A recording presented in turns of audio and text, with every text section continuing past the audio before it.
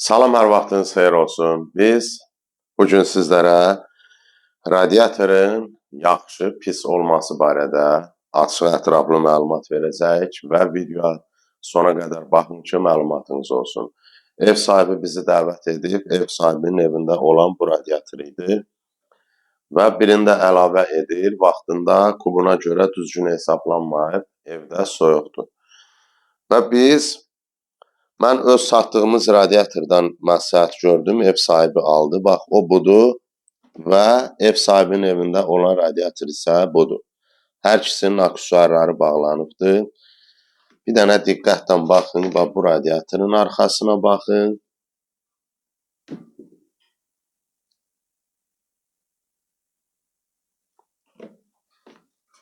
Və bu radiatorun arxasına baxın. Baxanda da görünür, radiatorun tam orijinal olması. Bax, diqqətlə baxın, arxası düzdür, axıra qədər pərdəsi.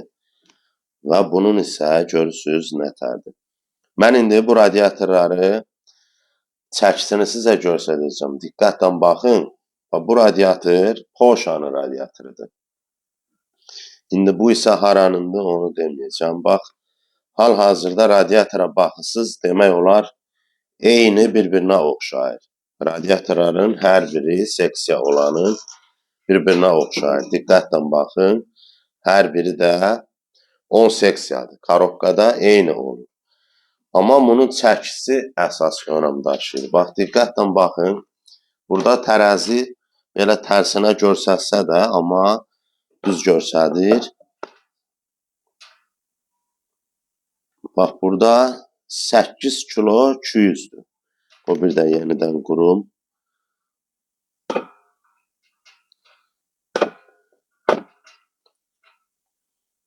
Bax, burada 8 kilo 200'dür. Yəqin ki, burada görürük hər birimiz. Yerimiz uyğun olmadığı üçün dəqiq ölçə bilmirik. Bax, bu radiator belə. İndi bu mən deyən radiatoru çəkək. Çək. Tərəzi belə yenə deyirəm. Biraz əziyyət də olsa. Baxın. 13 kilo. Bax, burada da radiator gəldi. 13 kilo. Buna baxanda da bilinir.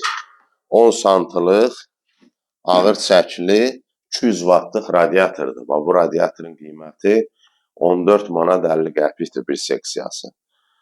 Bu Porsche istehsalıdır. Kimə lazım olsa bizə material yazdıra bilər. Çatdırılmamız pulsuzdur və həmçinin də Nobella kombisi.